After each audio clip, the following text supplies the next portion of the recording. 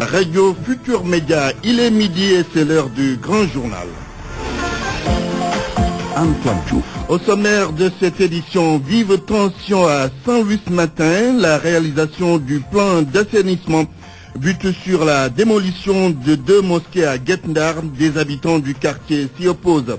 Inauguration cet après-midi de l'autoroute à péage Diamniadio-Sindia, 6 000 francs CFA pour un tronçon de 60 km. Les tarifs sont jugés exorbitants. Affaire Ndiaga Diouf, les organisations de défense des droits de l'homme se félicitent de la réactivation du dossier et elles souhaitent que la justice ne soit pas manipulée dans ce procès. Campagne agricole, il n'y aura pas d'importante production dans certaines zones du pays. C'est selon le CNCR, l'actualité internationale. Les titres, c'est avec vous, Georges Dekedia. Bonjour. Bonjour Antoine. Journée de deuil national au Cameroun. Après le déraillement d'un train, le nouveau bilan fait état de 79 morts. Paul Biya annonce une enquête. Journée ville morte contre l'ONU à Bangui en République centrafricaine. C'est à l'appel de la société civile. Nous irons au Burkina Faso où la police a lancé la traque aux djihadistes. La page des sports sera présentée par Cher Tidiane Diagne. Les titres, bonjour Cher. Bonjour Antoine Diouf. Retenez que le Soudan, le Cameroun et l'Afrique du Sud sont les prochains adversaires du Sénégal à la Coupe d'Afrique des Nations U20. Le tirage au sort a été effectué ce matin au Caire. Et nous allons aussi parler de politique infrastructurelle avec la mairie des Parcelles-Assainies qui va donc incessamment construire un stade municipal neuf. 2 terrains de basket et 30 millions ont été distribués aux différentes disciplines. Au même moment, le Premier ministre qui promet de faire un stade aux normes avec le département de Gozaf. Cela a été donc dit pendant ce week-end lors d'une finale des Navetanes. Le développement de tous ces titres aux alentours de 12h à 20 minutes. À suivre la chronique de Gatou Cissé et puis fraude sur les exonérations fiscales et douanières. C'est l'objet de Point de vue aujourd'hui. Rendez-vous vers 12h30. Bienvenue à toutes et à tous.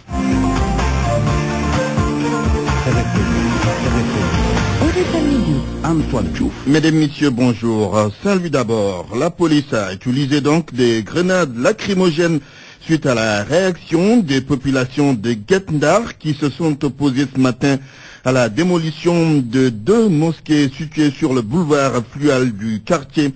Cette opération entre dans le cadre de la réalisation du plan d'assainissement de Guet-Ndar. Mohamed Nabissila, vous êtes en ligne, bonjour.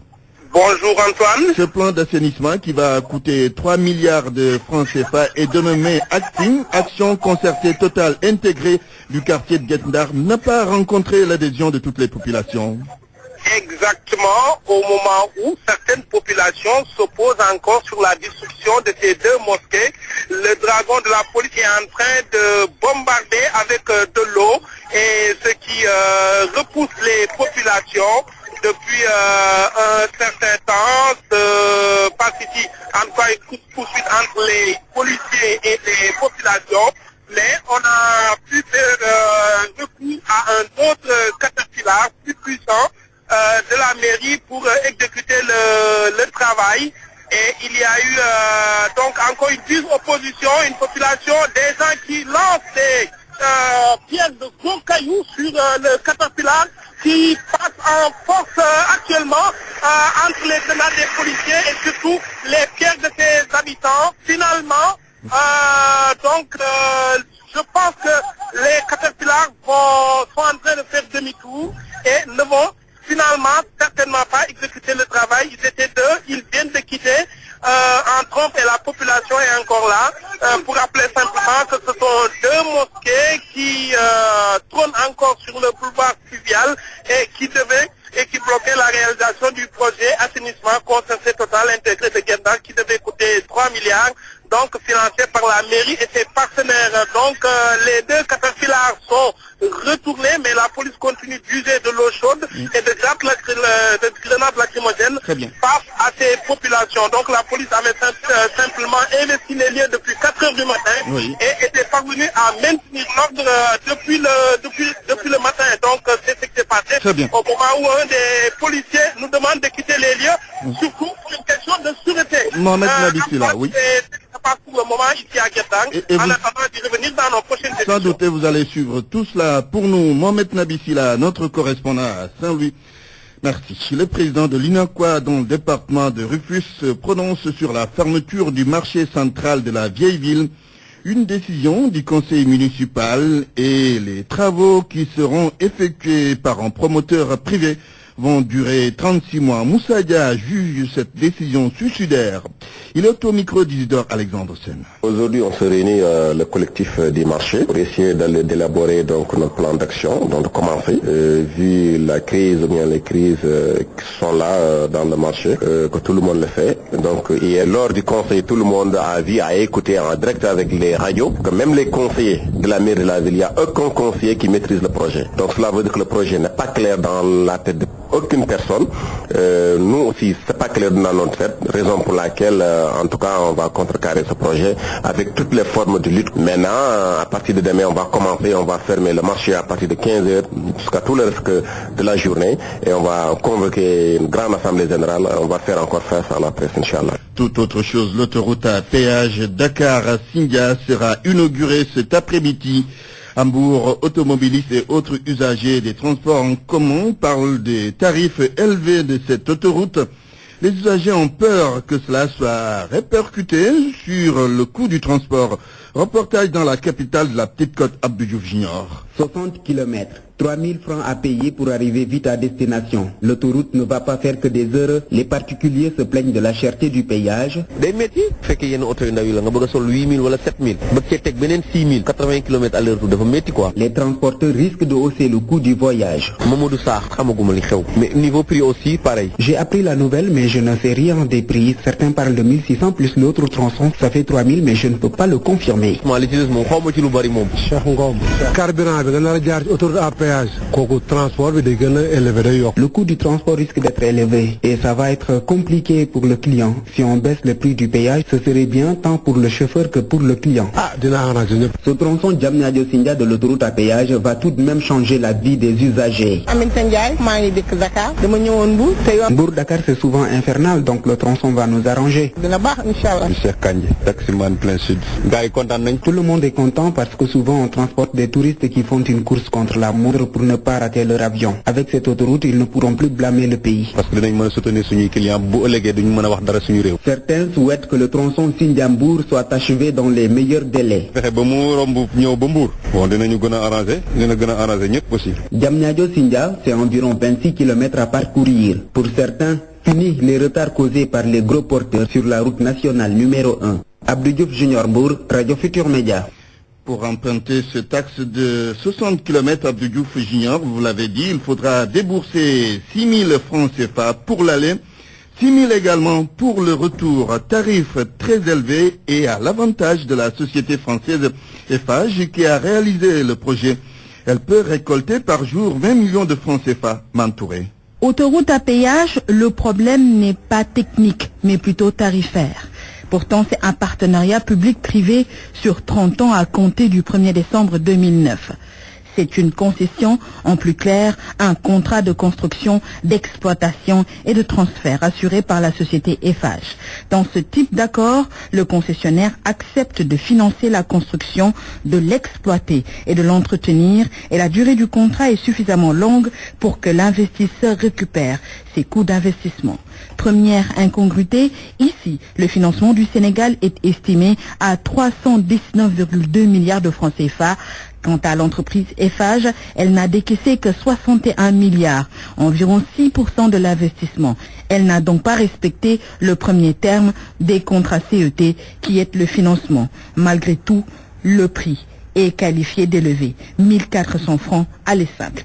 Deuxième incongruité, pour justifier ce tarif, Eiffage avait parlé de 35 000 voitures par jour et qu'elle allait rentrer dans ses fonds qu'à partir de la 15e année. Or, les nouvelles estimations parlent de 60 000 voitures la journée Si nous nous amusons à faire un petit calcul, 60 000 voitures en raison de 400 francs, le tarif le plus bas pour l'aller, cela nous donne 24 millions de francs CFA par jour pour l'aller simple. Retirons la TVA de l'État qui est de 18%, ce qui est égal à environ 4 millions. Donc, Eiffage gagnerait 20 millions de francs CFA par jour en aller simple, encore une fois. En 5 ans, elle a pu récolter presque 37 milliards de francs CFA. Bientôt donc, Eiffage va rentrer dans ses fonds en moins de 15 ans. À signaler que le kilomètre coûte 7,2 milliards au moment où, au Maroc, c'est 2 milliards de francs CFA, en Tunisie 1,6 milliard, au Maroc c'est 22 francs, en Tunisie 8 francs. Eiffage, pour se justifier, parle d'entretien. Et là alors, les consommateurs affirment que même si la voiture est en panne, pour la remorquer, les dépenses sont aux frais du contribuable, qui finalement est le plus grand perdant. Bokhol a étraîné sa centrale solaire photovoltaïque. Elle a été inaugurée ce samedi par le chef de l'État. Dans cette localité de Dagana, les populations nourrissent beaucoup d'espoir par rapport à de bonnes perspectives. L'appel d'Al-Ousseinou Diagne. Cette centrale solaire photovoltaïque est la première raccordée à un réseau électrique en Afrique de l'Ouest. Depuis son inauguration, elle a fini de propulser Bokhol au devant de l'actualité. Sa mise en service va permettre à 9600 ménages sénégalais d'avoir de l'électricité et dans ce lot figurent plusieurs villages bénéficiaires de la commune qui abrite cet important ouvrage. Un ouvrage donc qui va permettre d'éviter 23 000 tonnes de CO2 par an. C'est déjà un énorme pas dans le respect des engagements pris par notre pays lors de la COP21. La collectivité locale de Bokhol n'est pas seulement bénéficiaire, mais elle est également partenaire. C'est à ce titre d'ailleurs qu'elle a pu bénéficier de plus de 40% des emplois lors de la construction. À terme, la commune aussi va recevoir 2% des revenus du projet pour les investir donc dans les domaines de l'éducation, de la santé, de l'agriculture notamment. Les 3 stations de pompage aussi, qui permettent d'irriguer 1200 hectares, seront désormais alimentées par le solaire. Le chef-lieu de la commune va aussi disposer de lampadaires solaires. La centrale, rappelons-le, de 20 MW a coûté 17 milliards de CFA, obtenus dans le cadre d'un partenariat public-privé avec 45% de l'actionnariat détenu par les Sénégalais. Richard Toll, Al-Ousseinou Diagne, FM. 12h11, vous suivez le grand journal. RFM. La radio de toute l'actualité. La radio de toute l'actualité. Antoine Diouf. Affaire Ndiaga Diouf, la parole aux défenseurs des droits de l'homme. Ils se réjouissent de la réouverture du dossier. Cependant, Amnesty et la Ligue sénégalaise des droits de l'homme souhaitent que la justice se donne les moyens d'organiser un procès juste. Mohamed Ali Mouba.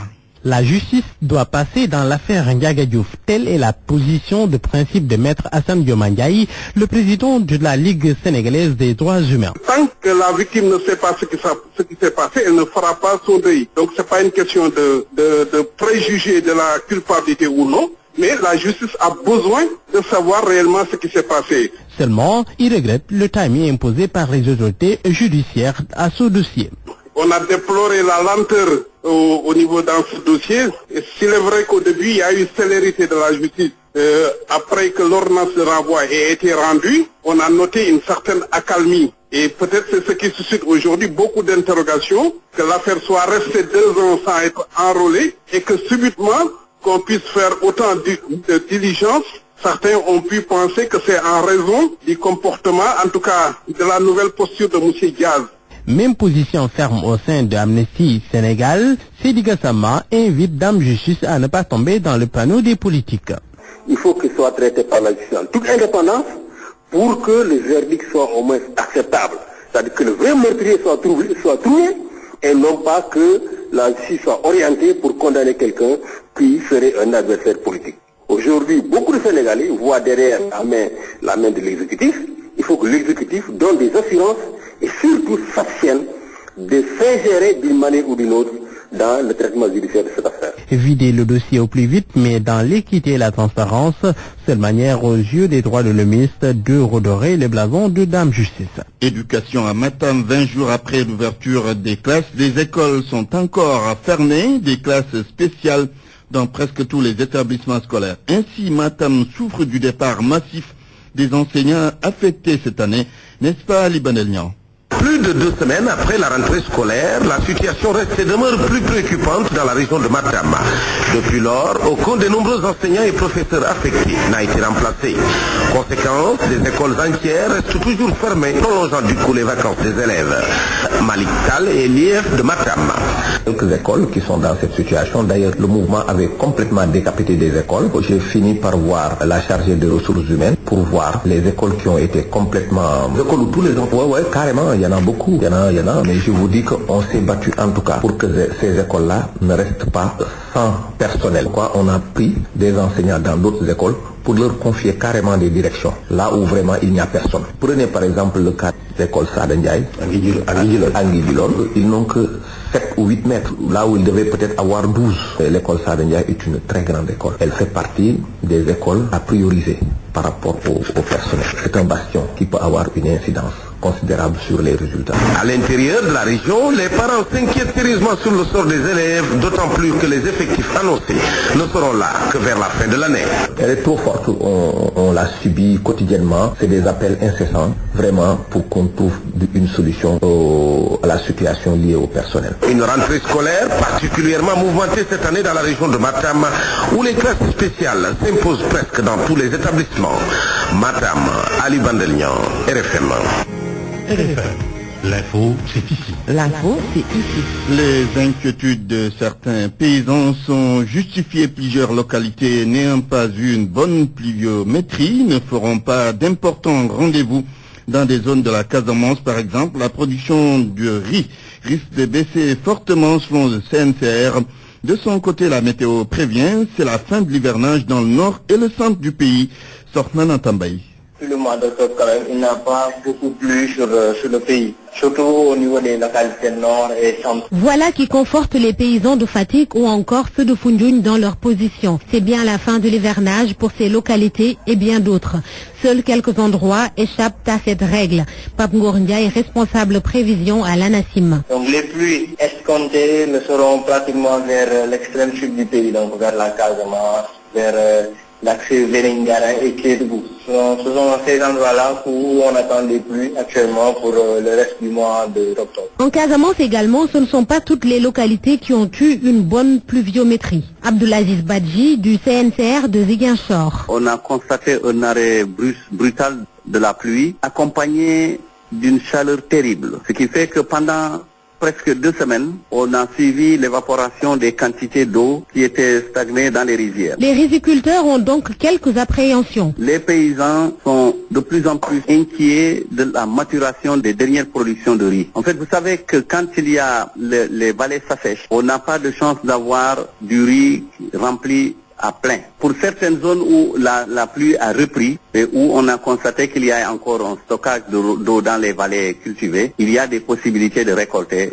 et de récolter bien. Donc ce qui fait qu'il va y avoir une incidence sur la production de riz cette année. La production risque de baisser très fortement même. Par endroits, il s'agit que d'une pause, mais les pluies ne seront pas aussi abondantes que les semaines précédentes. Dans d'autres localités, les paysans ont raison de s'inquiéter de la quantité et de la qualité des rendements. Le choix des 70 hauts conseillers des collectivités territoriales par le président Macky Sall continue de susciter des réactions positives comme négatives. À Kébémer, les apéristes ne sont pas contents du chef de l'État qui n'a choisi aucun militant du département, ce qui, selon les responsables de l'APR, ne fera qu'affaiblir leur parti face à des formations comme le PDS. Mondundo est maire de Ndoyen et porte-parole des apéristes de Kébémer. Il est au micro d'Abdoulaye Sambou. Le président a appuyé la liste des 110 nommés, mais à notre grande surprise, nous avons vu personne dans le département qui a été le département de Kébémer sur les 110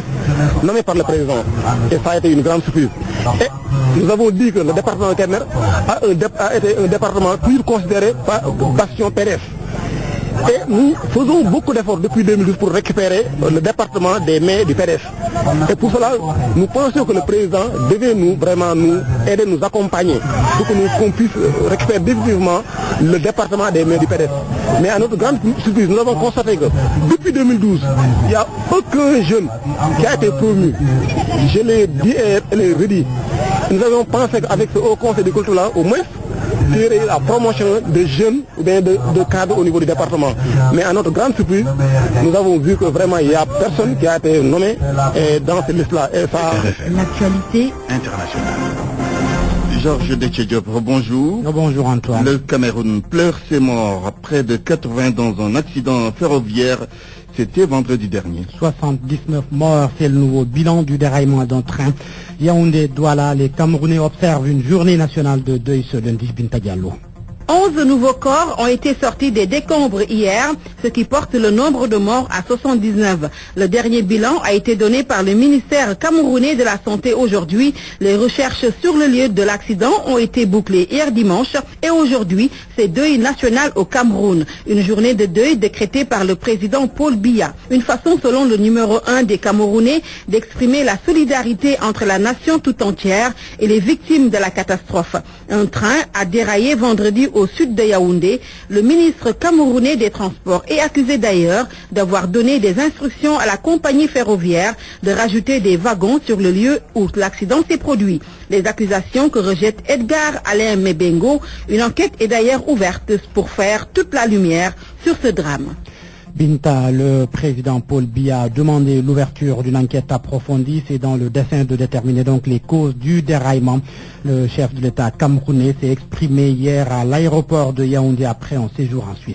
En Centrafrique, c'est comme si la société civile ne portait pas l'ONU dans son cœur. La société civile a appelé à une journée ville morte ce lundi à Bangui, journée ville morte contre l'ONU. Le collectif de la société civile centrafricaine demande le retrait de la force de l'ONU. La MINUSCA accusée de passivité face aux groupes armés. Ce matin à Bangui, l'AFP rapporte que des Banguissois avaient érigé des barricades dans plusieurs quartiers pour bloquer la circulation des taxis. De nombreux commerces étaient fermés ainsi que les banques. Aucun incident n'avait été signalé. L'Angola se prépare à accueillir le sommet des chefs d'État des Grands Lacs, rencontre prévue mercredi prochain. Elle va se pencher sur la crise politique en République démocratique du Congo. Ce lundi déjà, Luanda abrite une réunion des ministres des Affaires étrangères des Grands Lacs. Burkina Faso, la police traque les terroristes. Une opération contre de présumés djihadistes a fait un mort. C'est dans la banlieue de Ouagadougou, la capitale, la victime, un djihadiste qui tentait d'enrôler des jeunes à Kilwin, Daouda Diouf. Il est de nationalité burkinabé, il est âgé d'une trentaine d'années, même si son nom n'a pas été révélé. Ce jeune homme, selon la police, a été chargé de recruter des jeunes burkinabés originaires de Yagma pour les former dans le nord du pays, des hommes intègres, afin qu'ils reviennent s'en prendre aux forces de sécurité burkinabées. La police, après avoir eu des informations, s'est lancée à sa trousse. Les djihadistes ont tiré sur les policiers. Ces derniers, dans le riposte, ont touché mortellement l'un des djihadistes.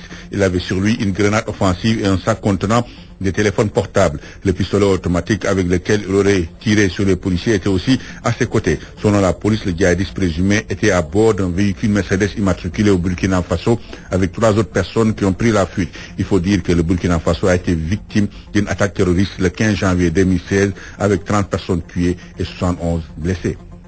Et pour terminer, le Burundi, où 2 journalistes ont été arrêtés hier par les forces de sécurité. L'américaine Julia Tiss, basée plutôt à Nairobi, elle a été relâchée après 6 heures de détention. Le journaliste burundais Gildas Iunedine Pundu est toujours auditionné par les services de renseignement. Il travaille avec la journaliste américaine. Son chauffeur est aussi entendu par les policiers. Georges Detchediop, merci pour cette page internationale.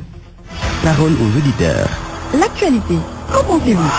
Moi, je pense que vous devez. Réagissez dans nos éditions d'information sur l'actualité. Bonjour. Oui, bienvenue sur cette antenne de RFM. Du lundi au vendredi, vous avez la parole sur RFM. Fraude sur les exonérations fiscales et douanières, c'est le sujet de point de vue. RFM. Le football en ouverture chez Artigan avec la CAN des U20, le Sénégal connaît ses adversaires. Il aura comme adversaire le Soudan, le Cameroun et l'Afrique du Sud. Le tirage au sort a été effectué ce matin au Caire en Égypte. Maïmouna Seck. Sans nul doute, l'Afrique du Sud va être un concurrent sérieux pour les protégés de Joseph Koto.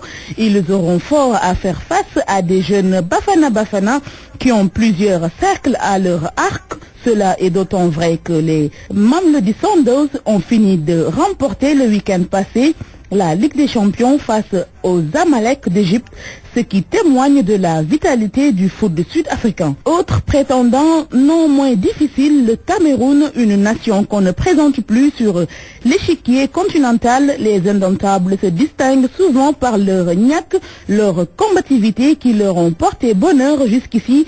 À coup sûr, le mental y sera pour beaucoup de choses. Loin s'en faut, le Soudan constitue un danger pour le Sénégal. Il est vrai que l'équipe nationale soudanaise n'est presque jamais au rendez-vous continental, la Coupe d'Afrique des Nations, mais le foot au niveau local titille les clubs africains.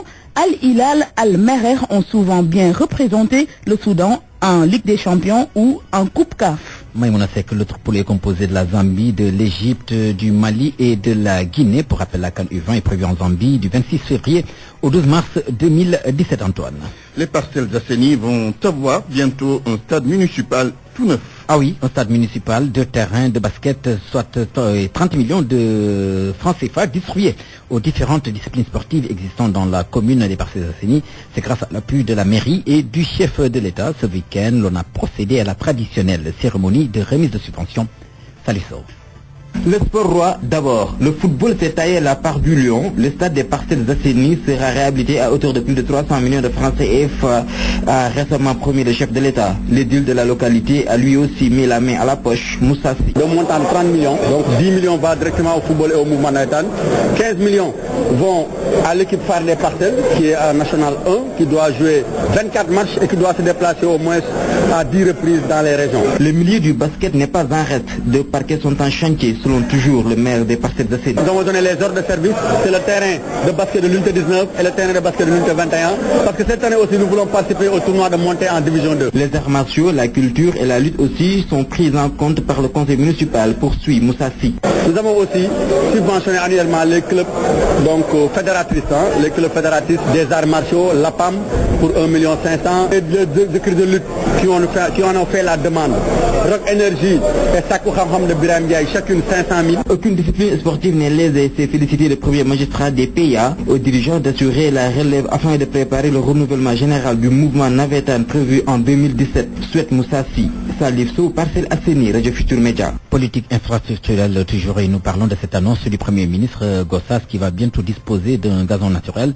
Mohamed Boun Abdallah Dionne l'a dit lors de la finale de la zone donc des navétanes. L'entame des travaux du stade est prévue dès ce jeudi. En finale zonale, ASC Lakale a dominé Djoko 1-0. Vous entendrez très certainement dans nos toutes prochaines éditions le Premier ministre Mohamed Boun Abdallah Dionne. La lutte. Le président du CNG parle de l'âge de la retraite pour les athlètes. Oui, la retraite à 45 ans dans un sport de contact comme la lutte avec frappe, la structure en charge de la discipline devrait revoir la question. Selon le président du CNG de lutte, Alioune Nassar, il était l'invité ce matin des RFM Matin. Il est interrogé simultanément par Babacar Fall et Georges Dedejo. La retraite à 45 ans, nous, CNG, on pense que c'est trop. À 35 ans, pour prendre sa retraite, nous trouvons cela en tout cas raisonnable. Et si vous faites la remarque, Yekini, lors de sa conférence de presse, il a évoqué, il a voulu arrêter la lutte depuis très longtemps d'ailleurs. Dans le haut niveau, si vous faites la remarque, à partir de 30 ans, souvent, vous êtes à l'écart parce que vous êtes en fin de carrière. Pour un sport de combat, tel que la lutte, je pense que véritablement, 35 ans, c'est raisonnable pour pouvoir arrêter sa carrière. 33, 34, moi, commence à dire. Ah oui, c'est aussi cela, la réalité du sport de haut niveau, Antoine, à 35 ans. C'est très raisonnable quand même pour arrêter, disons, ce genre de sport, je le pense bien. C'est clair. Voilà. Merci, cher Tidiane Diagne, pour cette page des sports. Merci. RFM, la chronique du jour. La chronique de Yatou Cissé, elle porte sur un certain... Intéressons-nous à l'Odyssée du pain dans la République de Noumbélane. Oui, nous parlons bien de pain, cette baguette à base de farine de blé que le colon a fini par introduire dans nos habitudes alimentaires. L'état d'insalubrité de la plupart de nos boulangeries en dit long sur la qualité du pain que nous mangeons. En effet, de la préparation à la vente, le pain est soumis à toute forme de maltraitance. Qui n'a pas été frappé par l'insalubrité et l'absence de normes d'hygiène dans la plupart de nos boulangeries? Qui se soucie des conditions de livraison et de revente du pain à Dakar? Qui n'a pas croisé sur son chemin des pousse-pousse à l'allure fort douteuse, remplis de miches de pain exposées à la poussière, aux mouches et autres saletés, défiant toutes les règles d'hygiène sous notre regard indifférent? Qui n'a pas vu à la faveur de l'aube finissante des clandos, oui, les mêmes destinés au transport de personnes, livrer le pain aux boutiquiers du quartier? Qui n'a pas vu des miches de pain empilées à même le comptoir de la boutique dans des sacs de fortune accessibles aux cafards et autres souris? Qui sait? Qui n'a pas vu un client tripoter toutes les miches dans tous les sens avant de se résoudre à faire son choix? Qui a vu une fois un boutiquier enfiler des gants avant de vous couper votre morceau de pain à l'aide de ce couteau multifonction sommairement essuyé? Qui ne s'est pas fait servir du pain enveloppé dans du papier à l'origine suspecte? Tout ceci se passe au quotidien sous notre regard blasé, voire complice. Qui doit veiller au respect de la réglementation en matière d'ouverture de boulangerie, de distribution et de vente de pain? Pourquoi laisse-t-on des boulangers faire du profit sans aucune contrainte quant au respect des normes régissant leur activité? Pourquoi le pain ne reviendrait-il pas dans les kiosques strictement confinés dans leur mission originelle? Est-ce un luxe que de créer des conditions pour ses concitoyens de manger du pain propre sur toute la chaîne de la fabrication à notre table? Est-il au-dessus des services concernés et des mairies de contraindre les contrevenants, revendeurs comme boulangers, à se conformer à la loi? Pourquoi nous autres Sénégalais ne faisons rien pour exiger notre droit à du pain, juste produit selon les normes requises? Nous sommes tous coupables en ne faisant rien, même à l'échelle du quartier. Encore une fois, le mal pour prospérer n'a besoin que de l'inaction des gens de bien. RFM, la presse du jour. Bonjour Mohamed Alimba. Bonjour. À la une de l'Observateur, fraude sur les exonérations fiscales et douanières. L'État perd au bas mot 500 milliards de francs CFA par an. Pour échapper au fisc, souligne l'Observateur, des personnalités créent des sociétés enregistrées à l'APIX et bénéficient de faveurs de l'État dans la création d'emplois. Une fois le titre d'exonération en poche, ils le revendent automatiquement à des hommes d'affaires qui ne se font pas prier pour importer et écouler leurs marchandises sans verser un rond à l'État. Pour mettre fin à cette mafia, dont le journal nous dit qu'elle est organisée en vaste réseau, le Sénégal prévoit de revoir les textes organisant les exonérations douanières et fiscales en proposant la non-reconduction des conventions ou protocoles arrivés à expiration. Déjà dans la loi de finances initiale 2017, on note, relève toujours l'Observateur, une baisse des exonérations de 11 milliards. Une autre baisse, celle-là, qui devrait intéresser au premier chef Gorgorlou, celle de l'électricité en janvier prochain. Le président Sall en a fait l'annonce au cours de l'inauguration de la centrale photovoltaïque de Bokhol. D'un coût de 17 milliards de francs CFA, cette infrastructure moderne érigée sur 35 hectares et constituée de 76 000 panneaux de 265 watts chacun par ailleurs. Bokhol, première centrale solaire en Afrique de l'Ouest, déroule sans attendre le soleil. 160 000 personnes seront impactées. Le pari du mix énergétique en question d'enquête, l'État éclaire 9 000 ménages. La Sénélec est invitée à réfléchir sur la possibilité de réduire le prix du courant d'ici à janvier prochain. Le président Sall relève toujours enquête à magnifier par ailleurs le travail du directeur général de Sénélec. Politique, Barthélémy Diaz repart à l'offensive contre le Parti socialiste pour divulgation de ce qu'il appelle faux résultats. Le maire de Mermoz Sacré-Cœur annonce une plainte contre Serigne Mbaye Thiam, souligne la Tribune. C'est qu'explique le populaire, les rebelles socialistes rejettent le vote entérinant à plus de 90% le compagnonnage du Parti socialiste avec Benno Bokk Yakaar pour les législatives prochaines. Barthé Babacar Diop assure que Serigne Mbaye Thiam a fait dans la démagogie et pour cela il veut la traire à la barre. Titre de Walfadjri, la bande Khalifa crache sur Benno Bokk Yakaar. Selon le journal LAS, Barthélémy Diaz a rejeté les résultats et il va porter plainte pour faux. Restons avec les Diaz, mais cette fois, c'est Diaz père qui s'y colle. Jean-Paul vole au secours de son fils Barthélémy. Dans un entretien accordé à Walfadjri, il vide son chargeur, morceau choisi. Le procès de Barthélémy Diaz est politique. On a cherché à tuer mon fils lors de la manifestation de l'opposition. La police a tiré à bout portant sur lui. Le 14 octobre, la réaction des forces de l'ordre a été disproportionnée. Pour Jean-Paul Diaz, le ministre de la Justice est incapable de retenue sur la marche de l'opposition. Ces précisions du coordinateur de Mankou Wattu Sénégal dans le populaire.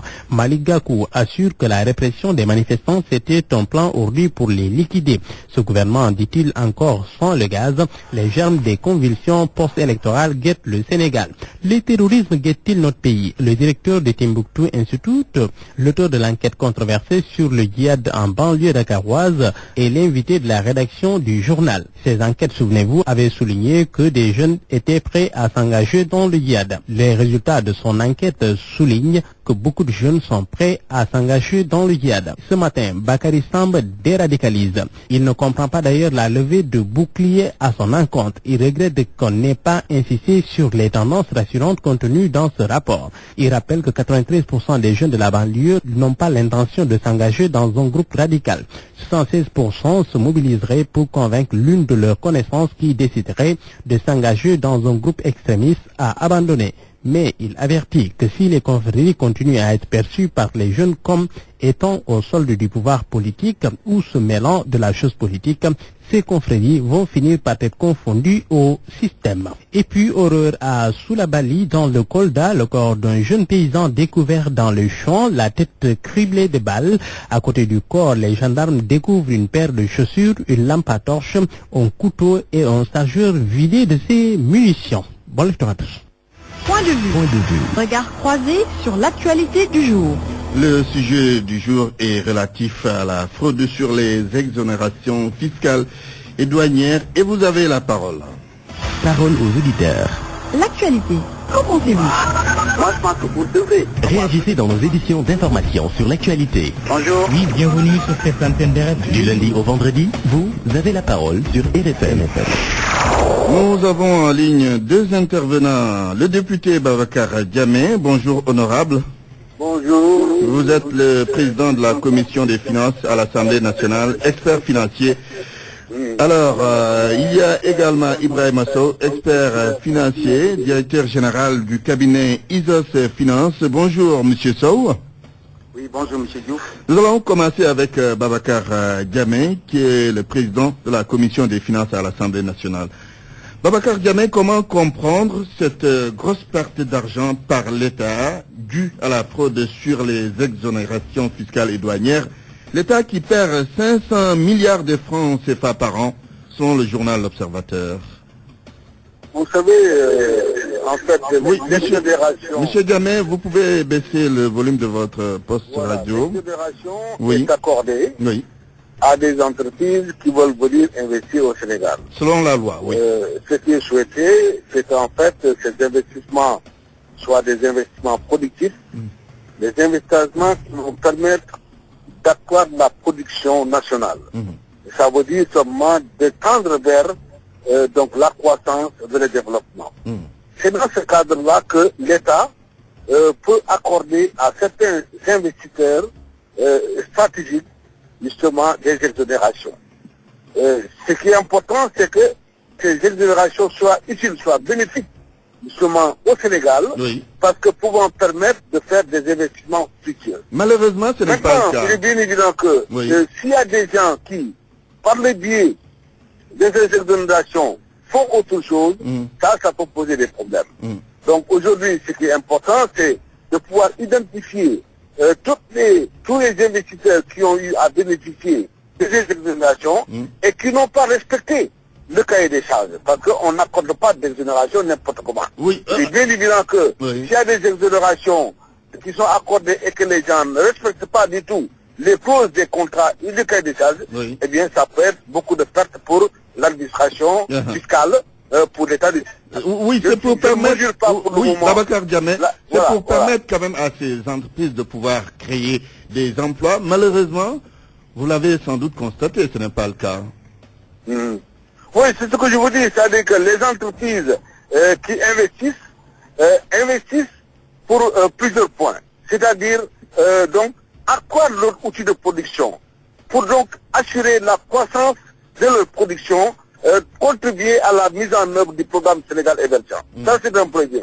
Dans le cadre de cet investissement, il y a non seulement le matériel, mais aussi il y a le facteur humain, c'est-à-dire l'emploi du personnel, il y a le facteur financier. Donc c'est un ensemble d'éléments, de facteurs qui en fait contribuent justement à la réalisation, à la création de l'entreprise. Et c'est dans ce cadre que l'État du Sénégal peut accorder des exonérations. Maintenant, il ne faut pas que les gens profitent de ces exonérations et pour ne pas respecter. Nous reviendrons tout à l'heure avec vous sur la responsabilité de l'État, ce que l'État doit faire. Vous gardez la ligne, le temps de prendre Ibrahima Sow. Alors, Ibrahima Sow, vous avez suivi un peu Babacar Diamé.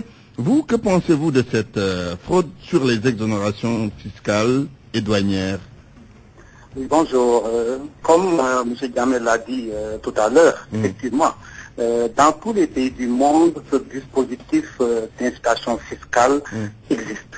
Son objectif, effectivement, c'est de booster l'investissement, de booster la production, et en retour d'avoir au moins deux impacts. L'impact au niveau de la création d'emplois permanents et l'impact au niveau de l'augmentation des ressources retirées par l'État. Le problème que nous avons effectivement dans nos pays, c'est le suivi de l'effectivité de ces engagements pris. Et là, en termes de volume d'investissement, en termes d'augmentation de la production et en termes de création d'emplois. C'est là que le problème existe. Oui. Alors, l'État parle d'une baisse des exonérations cette année à hauteur de 11 milliards de francs CFA. Oui, c'est une bonne mesure.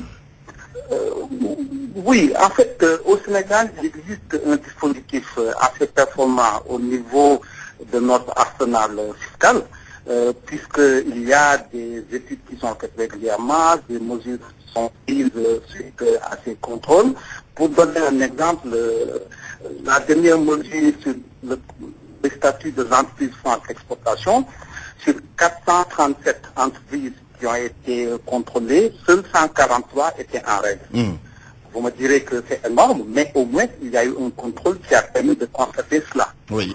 Le problème aujourd'hui, l'État fait des efforts effectivement pour baisser les exonérations fiscales, mais ce qui serait plus efficace, c'est de mettre en place un dispositif permanent qui contrôle justement ces exonérations. Le problème, ce n'est pas de faire des opérations coup de poing quand il y a un besoin de combler un budgétaire. Le problème, c'est de mettre en place un dispositif de contrôle permanent qui permet de juger du respect par ces entreprises bénéficiaires. Très bien. Très bien, on vous garde un repérage. Le temps de terminer avec Babacar Diamé. Alors, c'est l'État qui accorde les exonérations fiscales et douanières. Mais est-ce que l'État a fait ce qu'il devait faire en termes de suivi pour qu'il n'y ait pas cette fraude, Babacar Diamé? Babacar Diamé, donc, que nous allons peut-être retrouver dans quelques instants pour finir donc. Mais nous allons boucler avec Ibrahima Sow. Oui, vous avez parlé d'un système. Le système donc n'est pas efficace si on parvient à frauder 500 milliards de francs CFA par an. C'est ce que ça signifie? C'est évident qu'au niveau du système de contrôle mis en place, même si ce système-là existe au niveau de notre disposition fiscale, l'efficacité et l'effectivité, surtout la permanence de ces contrôle-là, laisse à désirer. Je vous donnerai un exemple. Par rapport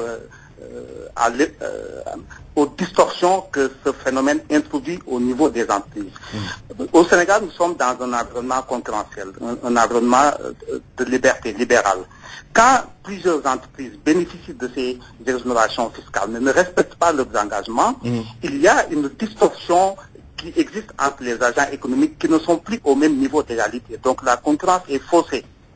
Aujourd'hui, ce qu'il faut pour régler ce problème, c'est de mettre en place un système de contrôle permanent du respect des engagements des entreprises bénéficiaires. Deuxièmement, faire quand même le ménage au niveau de certains milieux, de certains secteurs qui bénéficient de ces exonérations et qui souvent échappent au contrôle. C'est le milieu, par exemple, des ONG. Aujourd'hui, il existe au Sénégal un certain nombre d'ONG qui bénéficient de ces exonérations fiscales et qui les utilisent pour des besoins qui n'ont rien à voir avec leurs engagements de départ. Et en fait, ces ONG font presque du commerce en bénéficiant de ces exonérations fiscales. Donc, nécessité de faire le ménage en certains milieux et de mettre en place un dispositif permanent de contrôle. Très bien, merci Ibrahima Sow, expert financier, directeur général du cabinet IDOS Finance. Babacar Diamé pour boucler point de vue. Vous êtes en ligne? Oui, je suis en ligne, oui. Il y a fraude, sans doute, des entreprises qui ne respectent pas leurs engagements, mais qu'est-ce que l'État a fait en termes de suivi pour pour qu'il n'y ait plus de fraude ou pour qu'il n'y ait pas de fraude? Bon, vous savez, toutes les entreprises qui bénéficient de l'exonération sont identifiées. Aussi bien au niveau de la piste qu'au niveau du ministère des Finances ou au niveau des impôts et domaines, ou au niveau de la douane. Oui. Donc, cette exonération, comme je vous l'ai dit, porte sur plusieurs points, sur l'investissement, sur certaines taxes, par exemple la contribution forfaitaire à la charge des employeurs, de manière à faciliter l'installation réelle de ces entreprises.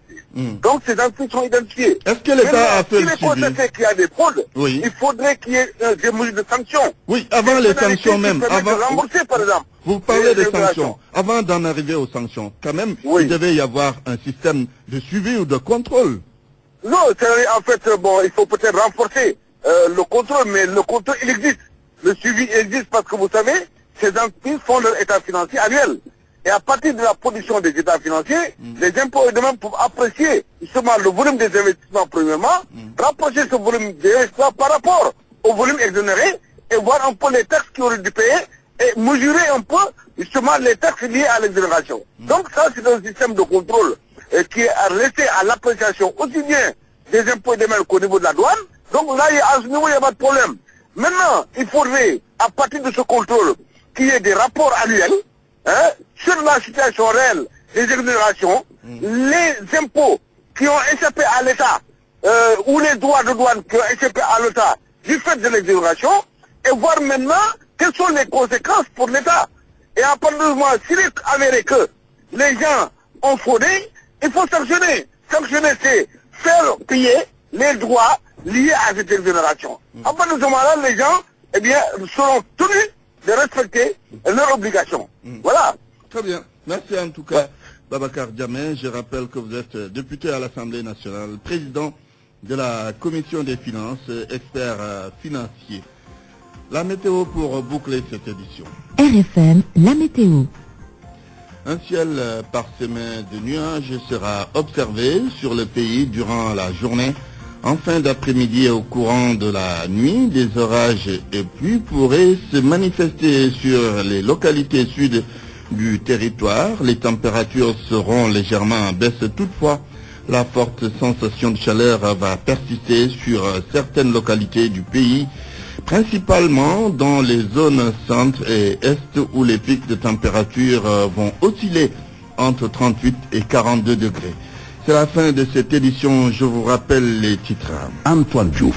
Vive tension à Saint-Louis. La réalisation du plan d'assainissement dans le quartier de Guet-Ndar bute sur la démolition de 2 mosquées. Des habitants du quartier donc s'y sont opposés. Inauguration cet après-midi de l'autoroute à péage Diamniadio, aéroport Blaise Diagne de Diass-Sindia. 6 000 francs CFA pour un tronçon de 60 km. Les tarifs sont jugés exorbitants. Affaire Ndiaga Diouf, les organisations de défense des droits de l'homme se félicitent de la réactivation du dossier. Elles souhaitent que la justice ne soit pas manipulée dans ce procès. Et puis campagne agricole, il n'y aura pas d'importante production dans certaines zones du pays. C'est selon le CNCR, journal présenté par Antoine Diouf à la technique Vincent Mamadou Diop. Réalisation El Haj Daouda Diouf. À la régie, il y avait Pape Oumar Diaw. À 13h, la grande édition sera présentée par El Haj Hassan Gueye. Tout de suite, je vous propose de suivre à nouveau Dialgati Hibar. Excellent après-midi à toutes et à tous. À toutes et à tous. À toutes et à tous. À toutes et à tous. À toutes et à tous. À toutes et à tous.